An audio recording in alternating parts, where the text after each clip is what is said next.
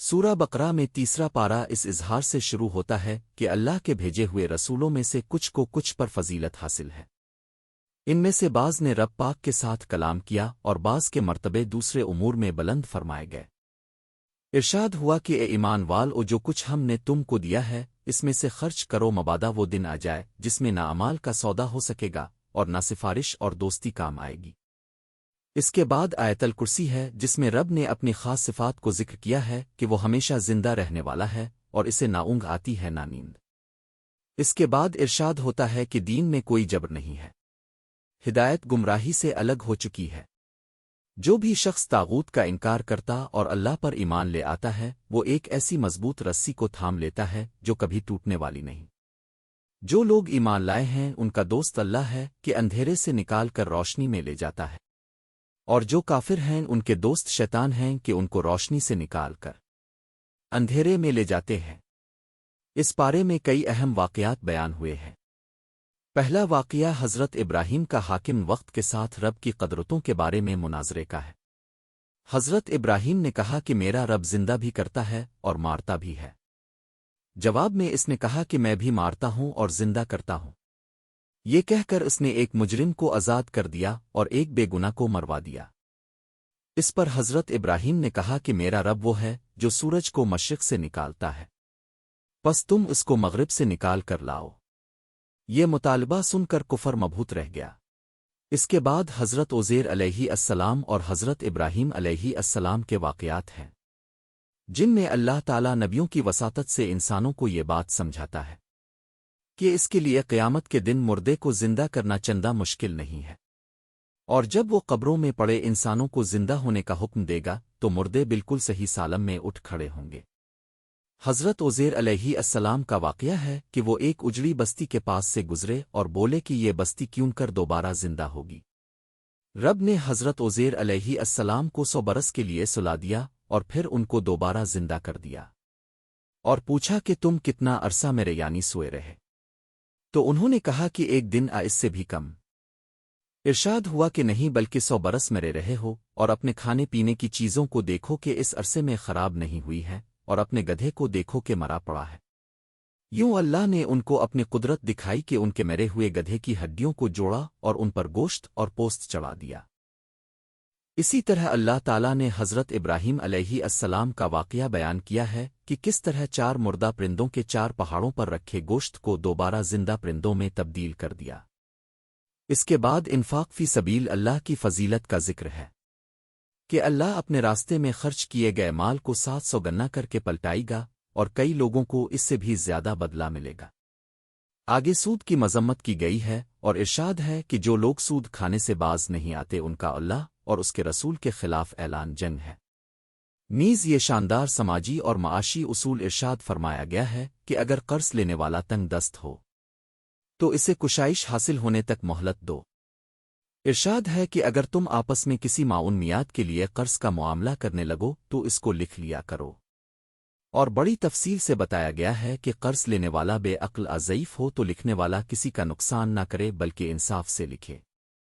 ارشاد ہے کہ ایسے معاملے میں 2 مرد گواہ کر لیا کرو، اور اگر 2 مرد نہ ہوں تو 1 مرد اور 2 عورتیں کہ ان میں سے ایک اگر بھول جائے تو دوسری اسے یاد کرا دے۔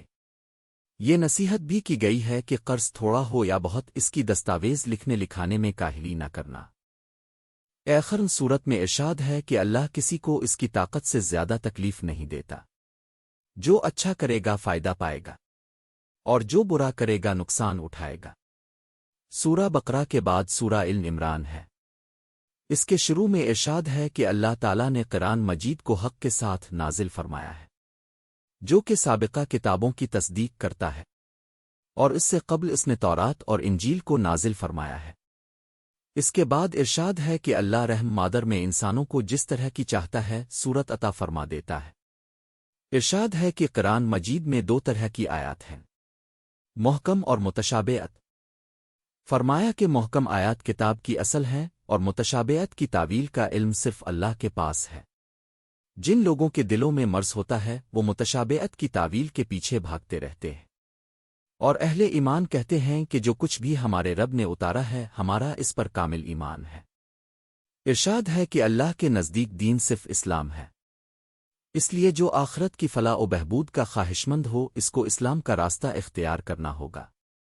ارشاد ہے کہ بادشاہی کا مالک اللہ ہے، جو جسے چاہتا ہے بادشاہی عطا فرما دیتا ہے اور جس سے چاہتا ہے بادشاہی چھین لیتا ہے۔ وہ جسے چاہے عزت دے اور جسے چاہے ذلیل کرے۔ وہی رات کو دن میں داخل کرتا اور دن کو رات میں داخل کرتا ہے۔ وہی بے جان سے جاندار اور جاندار سے بے جان پیدا کرتا ہے، اور جسے چاہتا ہے بے حساب رزق دیتا ہے۔ ارشاد ہے کہ مومنوں کو چاہیے کہ مومنوں کے سوا کافروں کو دوست نہ بنائیں۔ اس صورت میں اللہ تعالیٰ نے جناب عمران علیہ السلام کی اہلیہ کا ذکر کیا ہے کہ انہوں نے منت مانی کہ وہ اپنے نوزائیدہ بچے کو رب کے لیے وقف کریں گی، لیکن بچے کے بجائے بچی پیدا ہوئی۔ اس خاتون نے اپنی منت کو بچی ہونے کے باوجود پورا کیا، اور بچی کا نام مریم رکھ کر آپ کو جناب زکریہ علیہ السلام کی کفالت میں دے دیا۔ بارگان الہی سے آپ کے لیے یہ کرامت بھی ظاہر ہوئی کہ آپ کے پاس بے موسم کے پھل آنے لگے۔ حضرت زکریہ علیہ السلام نے مریم سے پوچھا کہ آپ کے پاس یہ بے موسم پھل کہاں سے آتے ہیں، تو انہوں نے کہا کہ اللہ کی طرف سے۔ اس کے بعد جناب مریم علیہ السلام صدیقہ کے ہاں سیدنا عیسیٰ علیہ السلام کی معجزاتی ولادت کا ذکر کیا گیا ہے۔ سیدہ مریم علیہ السلام کا دل اس بات کو قبول نہیں کر رہا تھا، لیکن اللہ تعالیٰ نے ان کو بغیر شوہر کے ایک بیٹا عطا کیا، جو اللہ کے حکم سے کوڑ اور برس کے مریضوں پر ہاتھ پھیرتا تو وہ شفایاب ہو جاتے۔ حضرت عیسیٰ علیہ السلام کی معجزاتی پیدائش کی وجہ سے عیسائی ان کو اللہ کا بیٹا قرار دینے لگے۔ اس پر اللہ تعالیٰ نے فرمایا کہ بے شک عیسیٰ علیہ السلام کی مثال اللہ کے نزدیک آدم علیہ السلام جیسی ہے، جن کو اللہ نے بغیر باپ اور بغیر ماں کے مٹی سے پیدا کیا اور کہا ہو جا تو وہ ہو گئے۔ یہودی حضرت عیسیٰ علیہ السلام کی جان کے در پہ تھے اور ان کے قتل کی چال چل رہے تھے۔ اللہ نے بھی عیسیٰ علیہ السلام کو بچانے کے لیے چال چلی، اور اللہ بہترین چال چلنے والا ہے۔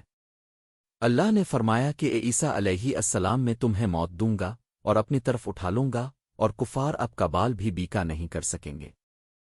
اس کے بعد ذکر ہے کہ جو لوگ اللہ کے اقراروں اور اپنی قسموں کو بیچ ڈالتے ہیں اور ان کے عوض تھوڑی سی قیمت حاصل کرتے ہیں، ان کا آخرت میں کچھ بھی حصہ نہیں۔ اس صورت میں دین فروش علماء ساوق کا بھی ذکر ہے۔ ارشاد ہوتا ہے کہ اہل کتاب میں سے بعض ایسے ہیں کہ کتاب یعنی تورات کو زبان مروڑ مروڑ کر پڑھتے ہیں، تاکہ تم سمجھو کہ جو کچھ وہ پڑھتے ہیں وہ کتاب میں سے ہے، حالانکہ وہ کتاب میں سے نہیں ہوتا، اور وہ کہتے ہیں کہ یہ اللہ کی طرف سے نازل ہوا ہے، حالانکہ وہ اللہ کی طرف سے نہیں ہوتا، بلکہ یہ لوگ جانتے بوجھتے ہوئے اللہ پر جھوٹ باندھتے ہیں۔ اس کے بعد ذکر ہے کہ اللہ تعالیٰ نے عالم ارواح میں انبیاء کی روحوں سے اس بات کا عہد لیا تھا کہ اگر ان کی زندگی میں حضرت محمد صلی اللہ علیہ وسلم آ جائیں تو ان پر ایمان لانا اور ان کی حمایت کرنا گروہ انبیاء پر لازم ہوگا۔ آگے ارشاد ہے کہ کفر پر مرنے والے اگر زمین کی مقدار کے برابر سونا بھی لے کر آئیں تو اللہ تعالیٰ اس سونے کے بدلے انہیں معاف نہیں کرے گا اور ان کے لیے دردناک عذاب ہوگا۔ اے اللہ، ہم تیری بارگاہ میں دعا کرتے ہیں کہ تو ہمیں قرآن کریم کی تعلیمات پر عمل کرنے کی توفیق عطا فرمائے، ہمیں اپنے علم سے نوازے اور ہمارے دلوں کو اپنی ہدایت کی روشنی سے بھر دے۔ اے رحیم و کریم، ہمیں اپنے کلام کی سمجھ عطا فرمائے اور ہمیں اپنی رضا کے راستے پر چلنے کی طاقت دے۔ اے اللہ، ہم دعا کرتے ہیں کہ تو ہمیں اپنی محبت اور رحمت سے نوازے اور ہمیں دنیا اور آخرت میں کامیابی عطا فرمائے، ہمیں اپنے نیک بندوں میں شامل فرمائے، اور جو کچھ بھی ہم نے اس اولاد میں بیان کیا اسے ہماری نجات کا ذریعہ بنا۔ اے اللہ، ہمارے دلوں میں محبت، اتحاد اور امن کی روح پھونک دے، ہمیں اپنی کتاب کے ساتھ جوڑے رکھ اور اس کی تعلیمات پر ثابت قدمی عطا فرما، ہمیں اپنی ہدایات کے مطابق زندگی گزارنے کی طاقت عطا فرما، اور جو بھی لوگ اس اولاد کو دیکھیں ان کے دلوں میں بھی قرآن کی محبت پیدا کر۔ اے اللہ، ہمارے علم میں اضافہ فرما اور ہمیں ان لوگوں میں شامل کر جو علم کے نور سے روشن ہے، ہمیں ہر برائی سے بچا اور ہماری غلطیوں کو معاف فرما۔ اے اللہ، تو ہر مشکل وقت میں ہمارا ساتھ دے اور ہمیں اپنے انعامات سے نواز دے، ہمیں دین کی سچی راہ پر چلنے کی توفیق عطا فرما اور ہمیں اپنے دروازے پر ہمیشہ جھکنے کی توفیق عطا کر۔ دعا ہے کہ اللہ تعالی ہمیں قرآن مجید پڑھنے سمجھنے اور اس پر عمل کرنے کی توفیق دے آمین